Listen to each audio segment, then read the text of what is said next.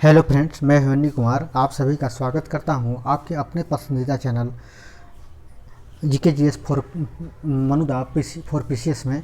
इसके अंतर्गत हम आज आप लोग के लिए लाए हैं भारतीय पॉलिटिकल साइंस के जो है कि एक सबसे मेन टॉपिक भारतीय संविधान की विशेषताएं। कई बार एक क्वेश्चन पूछा जाता है तो यहाँ से क्वेश्चन आते हैं हमेशा, ठीक है ना। तो इसलिए हम इस पर जो है कि स्पेशल वीडियो बनाए हैं।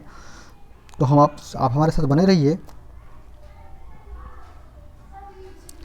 अगर हम भारतीय संविधान की विशेषताओं की अगर बात करें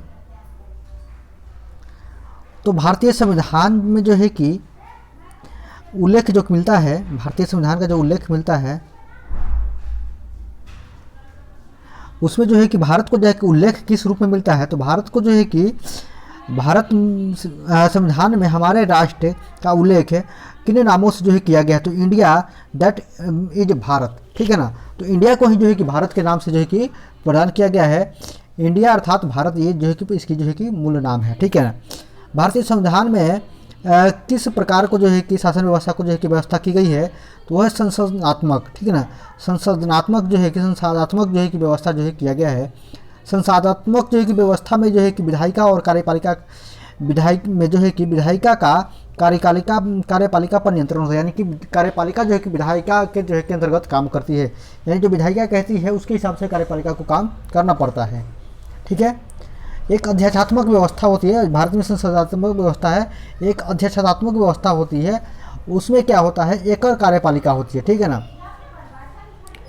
भारतीय जो संसद की जो भारतीय संसदीय प्रणाली है एवं ब्रिटेन की संसदीय प्रणाली है के माध्यम एक जो है कि मिलन बिंदु कौन सा है, तो न्यायिक समीक्षा का जो है कि एक केंद्र बिंदु है, ठीक है ना। भारतीय संसदीय प्रणाली और ब्रिटिश संसदीय प्रणाली में न्यायिक समीक्षा का जो है कि रखा गया है। अगर कोई कानून अगर न्यायिक के कानून के दायरे से अगर बाहर होती है या उसका उल्लंघन करती है तो वो न्यायिक समीक्षा के अंतर्गत आती है और उसका समीक्षा करने के बाद तय किया जाता है कि संविधान जो है कि नियमों का पालन करती है कि नहीं करती है। अगर नहीं करती है तो उसको रद्द कर दिया जाता है, ठीक है।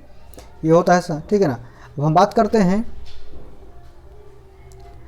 भारत का संविधान परिसंघीय है।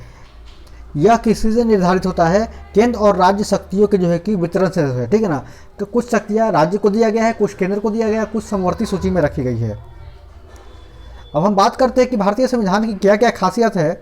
तो भारतीय संविधान की जो विशेषताएं हैं, मूल विशेषताएं हैं, वह स्वतंत्रता, समानता, भ्रातृत्व, संप्रभुत्ता, समाजवादी, पंथ निरपेक्ष और लोकतांत्रिक जो है कि शासन व्यवस्था है। ये भारतीय जो है कि लोकतंत्र की व्यवस्थाएं जो है कि विशेषताएं हैं। अब हम बात करते हैं आगे नीति निर्देशक तत्वों तथा जो है कि मूल अधिकारों को जो है कि संविधान की जो है कि आत्मा कहा गया है। ये किसने कहा है, तो ये कहा है ग्रेनविल ऑस्टिन ने। ग्रेनविल ऑस्टिन ने कहा है कि नीति निर्देशक तत्व और मूल अधिकार जो है कि क्या है, संविधान की जो है क्या ये आत्मा है। अब हम बात करते हैं कि भारतीय संविधान में कितने जो है कि अनुच्छेद हैं और कितनी जो है कि अनुसूचियां हैं। तो 395 जो है कि अनुच्छेद हैं और 8 अनुसूचियां हैं, ठीक है ना। ये मूल संविधान में 12वीं जो है कि नया जो संविधान का जो है कि अभी जो बहुत सारे संशोधन हुए हैं तो अनुसूचियों की संख्या बढ़ करके जो है कि हो गया है 12, ठीक है। तो मूल संविधान में कितने थे अनुसूचियां और जो अनुच्छेद, तो अनुसूचियां जो थी 8 थी और जो अनुच्छेद कितने थे 395 थे, ठीक है ना। अब हम बात करते हैं सर्वप्रथम कांग्रेस जो है कि किस अधिवेशन में जन गण मन का जो है कि गान किया था। तो ये है कलकत्ता अधिवेशन 1911 में जब हुआ था, ठीक है ना। तो 1911 ये वही अधिवेशन है जब बंगाल से जो है कि बिहार का विभाजन हुआ था। ये उसी समय का काल पीरियड था। तो उस समय जो आंदोलन हुआ था उसी समय, मतलब जो अधिवेशन हुआ था कांग्रेस का 1911 में, तो उसी समय ये गाया गया था। अब एक बात हम बताते हैं कि आप सबको पता है कि भारतीय राष्ट्रगान को गाने का जो टाइमिंग है वो कितना है, 52 सेकंड का है। भारतीय संविधान की जटिलताओं के कारण इसे जो है कि वकीलों को स्वर्ग कहा जाता है, क्योंकि ठीक है ना, क्योंकि इतनी जटिलताएं हैं कि एक संविधान का एक अनुच्छेद दूसरे अनुच्छेद से जो है कि बहुत टकराता है। तो इसका जो है वजह से जो है कि वकीलों के लिए एक अच्छा जो है कि भूल भुलैया की तरह हो जाता है, उनके लिए जो एक स्वर्ग हो जाता है, ठीक है ना। वो अच्छा खासा जो है कि पैसा वसूलने में जो इनको काम आता है, ठीक है ना। एक कानून का तोड़ निचोड़ ये सब निकालने में वो लोग माहिर हो जाते हैं। फिर SR बोम्बई बनाम भारत संघवाद, एस आर बोम्बई भारत जो है कि बनाम भारत संघवाद 1944 में एक मामला 1994 में एक मामला आया था।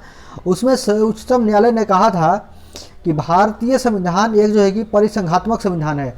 भारतीय संविधान कैसा संविधान है? परिसंघात्मक, यानी कि संघ के अंदर बहुत सारे जो है कि परिसंघ हैं, यानी छोटे छोटे राज्य हैं, उनका अस्तित्व है। ठीक है, तो ये परिसंघात्मक जो है कि कहलाया था। एस.आर. बोम्मई संघ जो है कि बनाम जो है कि बोम्मई बनाम भारत और जो है कि रखा गया था, तो इसमें ये कहा गया था। ठीक है, ये उच्चतम न्यायालय ने ये कहा था बात। अब हम बात करते हैं कि भारतीय संविधान अधिक कठोर और अधिक लचीले के जो है कि मध्य एक अच्छा संतुलन स्थापित करता है। ये किसका कहा था? केसी विचर ने जो है कि कहा था। तो भारतीय संविधान क्या है? कठोर भी है और जो है कि कठोर भी है और अधिक जो है कि लचीला होने के कारण इसको जो है कि बेहतर संतुलन स्थापित करता है। अब हम बात करते हैं भारतीय संविधान में जो है कि बेहतर जो है कि होने के कारण क्या है? इसका क्या है? संघ और राज्यों का एक एकल संविधान है। अमेरिका की तरह जो है कि राज्य का अलग संविधान और देश का अलग संविधान नहीं है, बल्कि दोनों का संविधान मिक्स है। इसकी वजह से संविधान जो है कि भारत का संविधान बहुत बड़ा हो जाता है। अब हम बात करते हैं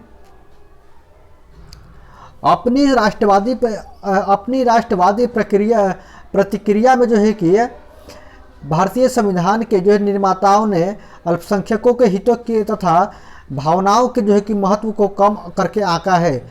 यह कथन किसका है? ठीक है ना, तो ये क्या है? अपनी राष्ट्रवादी प्रक्रियाओं में जो है कि प्रतिक्रिया में भारतीय संविधान के निर्माताओं ने अल्पसंख्यकों के हितों तथा भावनाओं के जो है कि महत्व को कम करके आंका है। ये कौन कहा है?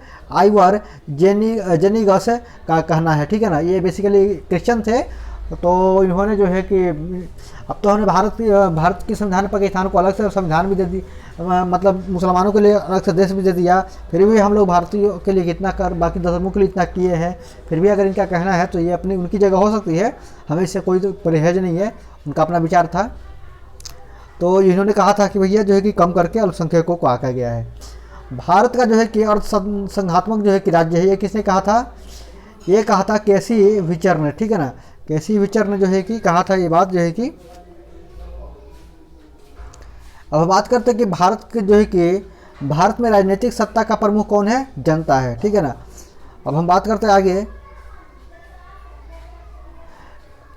कोई भी संविधान कितना भी अच्छा क्यों ना हो, यदि उसे अच्छे से क्रियान्वित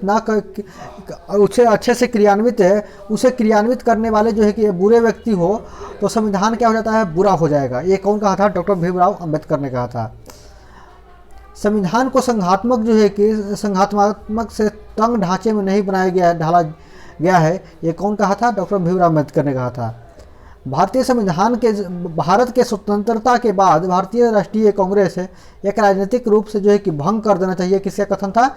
ये महात्मा गांधी का कथन था। ये क्वेश्चन जो है कि बार बार रिपीट किया गया है। ठीक है ना,